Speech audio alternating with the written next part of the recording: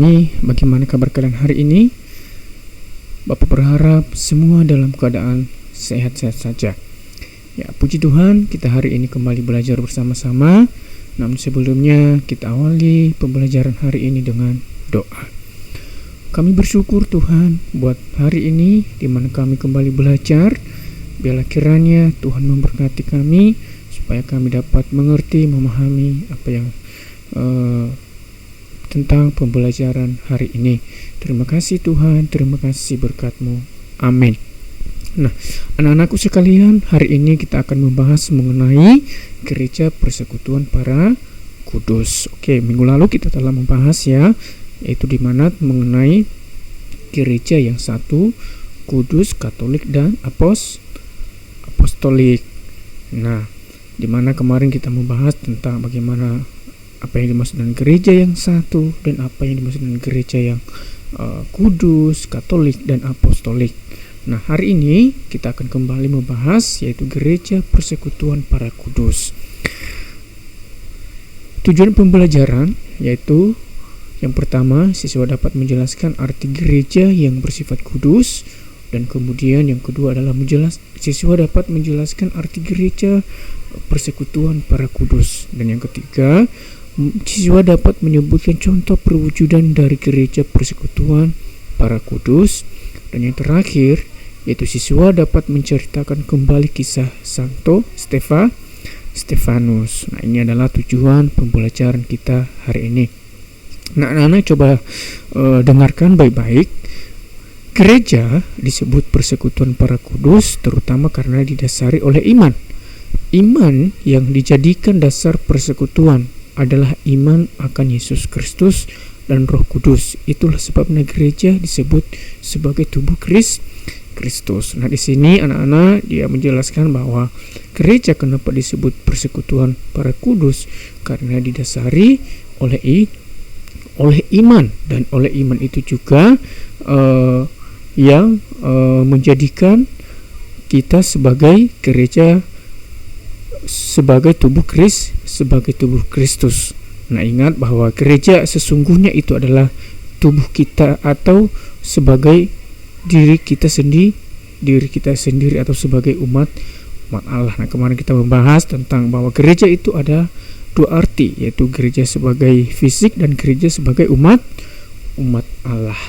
Dan yang kedua adalah bagaimana di dalam persekutuan semua anggota gereja mampu menjalin persaudaraan dan berkomunikasi satu dengan yang lain sehingga menjadi sehati dan sejiwa. Nah, anak-anak perlu diketahui bahwa ketika orang-orang atau ketika jemaat Tuhan menjadi anggota gereja, maka disitulah terjadi atau terjalin persaudaraan, komunikasi, satu hati, seperti itu. Karena kenapa? Karena kita hanya satu di dalam Tuhan. Selanjutnya kita melihat bagaimana kisah-kisah para orang-orang kudus dalam gereja, atau istilahnya kita bisa melihat bagaimana mengenai satu kisah seorang seorang Santo Stefanus yang mempertahankan imannya kepada Tuhan. Kita melihat yaitu Santo Stefanus martir pertama. Satu-satunya sumber informasi terpercaya tentang Stefanus adalah kisah para rasul ayat 6 dan pasal 6 dan 7. Di dalamnya Stefanus ditampilkan sebagai orang beriman yang kokoh dan penuh Roh Kudus dan salah satu orang yang diangkat oleh para murid Yesus untuk menjadi diakon atau sebagai pengurus rumah tangga jemaat. Ia seorang Kristen Yahudi yang tinggal di Yerusalem dan bisa berbahasa Yunani. Ia pandai berpolemik dan sangat radikal dalam pandangannya mengenai tradisi dan lembaga-lembaga Yahudi. Ketika berada di hadapan Sanhedrin, ia dengan tegas membantah semua tuduhan kaum Farisi dan membela karya misionernya di antara orang-orang Yahudi.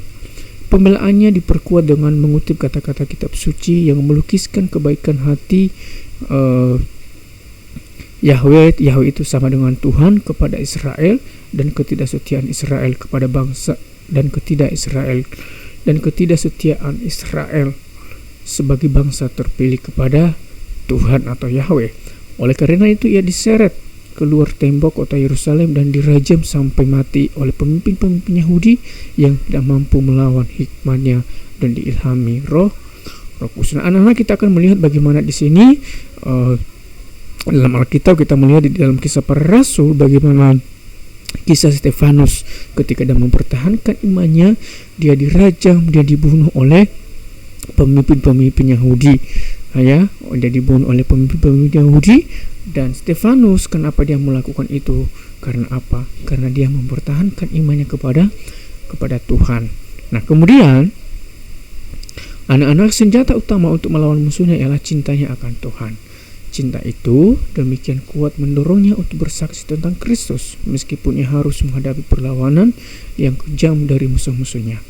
Bahkan sampai saat terakhir hidupnya di dalam penderitaan sekian hebatnya, ia masih sanggup mengeluarkan kata-kata pengampunan ini. Tuhan, janganlah dosa ini engkau tanggungkan kepada mereka. Anak-anak, laporan tentang pembunuhan Stefanus itu menyatakan bahwa Saulus, atau yang kemudian menjadi Paulus, rasul bangsa kafir, hadir di sana dan memberi restu terhadap pembunuhan itu. Namun apa yang terjadi atas Saulus di kemudian hari sebagai pahala besar bagi Stefanus ialah bahwa Saulus, musuhnya yang utama serta penghambat ulung gereja, bertobat dan menjadi Paulus, rasul terbesar bagi kaum kafir. Stefanus mati sebagai martir kira-kira pada tahun 34. Gereja memperingati Santo Stefanus martir setiap tanggal 26 Desember. Nah, ini adalah merupakan contoh atau merupakan salah satu kisah nyata. Ada juga di dalam Alkitab, itu di Kisah Para Rasul, mengenai kisah seorang yang mempertahankan imannya kepada Tuhan, yaitu Santo Stefanus atau Stefanus. Ya, anak-anak, kita akan melihat bahwa bagaimana orang-orang yang percaya kepada Tuhan itu memang harus banyak hal-hal dan banyak tantangan yang harus dihadapi. Tetapi kita mulai belajar dari sini bagaimana Stefanus memberikan pesan kasih, ya, memberikan pesan kasih kepada orang-orang yang melakukan kejahatan bagi dia. Stefanus tidak membalas dengan kata-kata hujatan, tetapi malah sebaliknya Stefanus berdoa. Stefanus meminta Tuhan supaya kejahatan mereka tidak ditanggungkan kepada mereka sendiri. Nah, anak-anak, kemudian kita akan melihat dalam gereja Katolik, dalam tradisi gereja Katolik dikisahkan beberapa tokoh yang berjuang membela imannya. Kemudian tokoh tersebut disebut santo, santa atau beato, beata, serta martir. Santo adalah orang suci laki-laki, ya. Kemudian santa adalah orang suci perempuan. Beato adalah orang yang berbahagia untuk laki-laki. Beata adalah orang yang berbahagia untuk perempuan. Dan martir adalah orang yang wafat karena mempertahankan imannya akan Kristus. Nah, anak-anak, kita melihat di sini beberapa istilah-istilah di dalam tradisi gereja Katolik. Ya, kita melihat bahwa santo itu sebutan untuk laki-laki yang suci, dan santa untuk sebutan perempuan yang suci juga. Sementara beata adalah kepada laki-laki yang berbahagia, dan beata adalah kepada perempuan yang berbahagia. Beato adalah orang yang berbahagia untuk laki-laki. Sementara tadi martir adalah orang yang mati karena mempertahankan imannya kepada Tuhan. Nah, mari kita mengenal beberapa tradisi dan acara gereja Katolik tentang persekutuan para kudus. Yang pertama ada yang disebut dengan doa-doa atau perayaan Ekaristi. Nah, di dalam doa itu kita melihat bahwa hal itu tampak di dalam beberapa doa atau bagian Ekaristi. Misalnya litani orang kudus, syahadat para rasul, dan doa syukur agung. Kemudian adalah hari-hari khusus. Di samping pada tanggal 1 dan 2 November Gereja Katolik memperingati arwah umat beriman dan para kudus. Terdapat hari-hari di dalam rentang sepanjang tahun. Gereja Katolik memperingati para kudus, yaitu Santo dan Santa. Misalnya 4 November Santo Carolus Borromeus, 13 Juni Santo Antonius dari Padua, dan 7 April Santo Yohanes Pembaptis della Salle, dan lain sebagainya.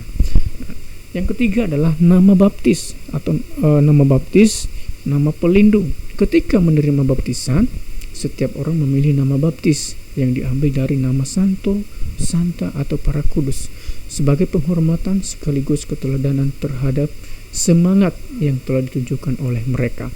Selain sebagai penghormatan, melalui doa dan perayaan Ekaristi, gereja menyampaikan permohonan kepada Tuhan melalui para kudus. Nah, anak-anak, ini adalah merupakan tradisi-tradisi dan ajaran gereja Katolik, yaitu ada di dalamnya doa-doa atau perayaan Ekaristi, kemudian ada hari-hari khusus, yaitu di mana hari-hari peringatan kepada umat yang beriman kepada Tuhan. Kemudian ada nama baptis atau nama pelindung. Nah, kemudian kita melihat di dalam kitab suci, yaitu tentang percakapan dengan Nikodemus, yaitu Tuhan Yesus bercakap dengan Nikodemus dalam Yohanes 3 ayat 1 sampai 5. Adalah seorang Farisi bernama Nikodemus, seorang pemimpin agama Yahudi. Ia datang pada waktu malam kepada Yesus dan berkata, "Rabi, kami tahu bahwa engkau datang sebagai guru yang diutus Allah. Sebab tidak ada seorang pun yang dapat mengadakan tanda-tanda yang engkau adakan itu jika Allah tidak menyertainya." Yesus menjawab, katanya, "Aku berkata kepadamu, sesungguhnya jika seorang tidak dilahirkan kembali, ia tidak dapat melihat kerajaan Allah." Kata Nikodemus kepadanya, "Bagaimanakah mungkin seorang dilahirkan kalau ia sudah tua? Dapatkah ia masuk kembali ke dalam rahim ibunya dan dilahirkan lagi?" Jawab Yesus, "Aku berkata kepadamu, masuk kembali ke dalam rahim ibunya dan dilahirkan. Aku berkata kepadamu, sesungguhnya jika seorang tidak dilahirkan dari air dan roh, ia tidak dapat masuk ke dalam kerajaan Allah." Nah, kemudian ada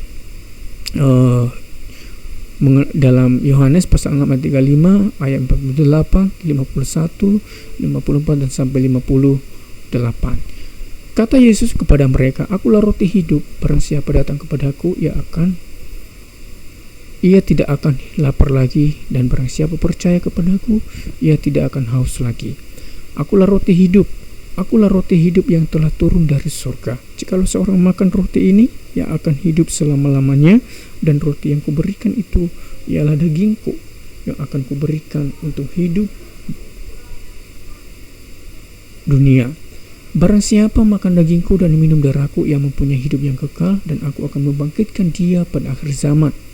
Sebab dagingku adalah benar-benar makanan, dan darahku adalah benar-benar minuman. Barang siapa makan dagingku dan minum darahku, ia tinggal di dalam aku dan aku di dalam dia, sama seperti Bapa yang hidup mengutus aku dan aku hidup oleh Bapa.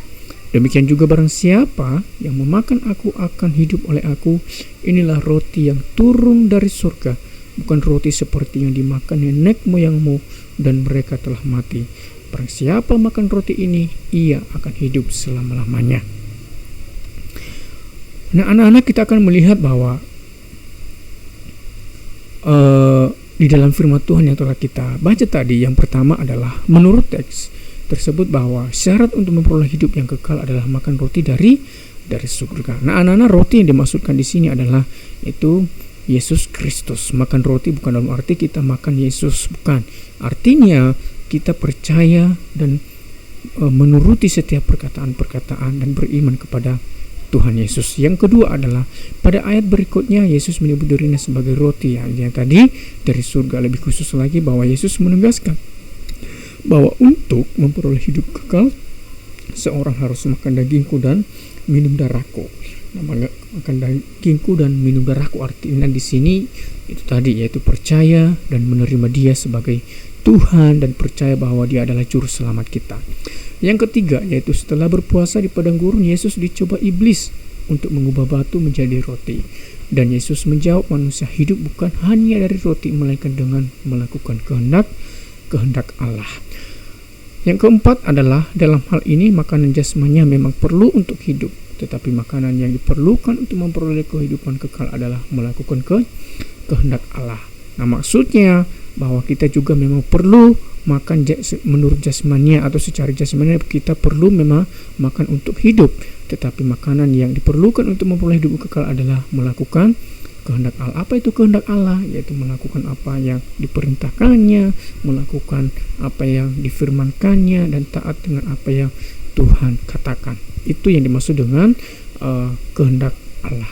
Yang kelima, dengan demikian para kudus di surga dapat memperoleh kehidupan kekal di surga, karena mereka makan roti dari surga, mereka melakukan kehendak Allah seperti yang telah dilakukan oleh Yesus Kristus. Nah, anak-anakku sekalian, kita melihat bahwa dengan kita percaya Yesus, dengan melakukan apa yang Dia kehendaki, maka kita akan memperoleh hidup yang kekal, dan kita akan menjadi orang-orang yang kudus di hadapan Tuhan.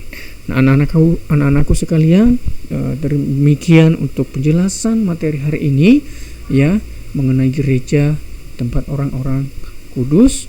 Dan Bapak berharap kalian dapat mengerti dan dapat memahami penjelasan hari ini. Terima kasih. Mari kita bersatu dalam doa. Tuhan, kami bersyukur untuk hari ini di mana kami telah belajar kembali mengenai gereja.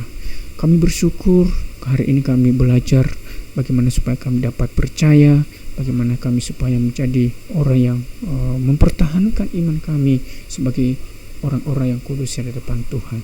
Terima kasih Tuhan, ajar kami untuk tetap percaya kepadamu, supaya kami dapat mengerti, dapat memahami apa yang Tuhan inginkan. Terima kasih Tuhan. Amin. Nah, anak-anak, terima kasih untuk hari ini. Sampai ketemu di hari berikutnya. Tuhan Yesus memberkati.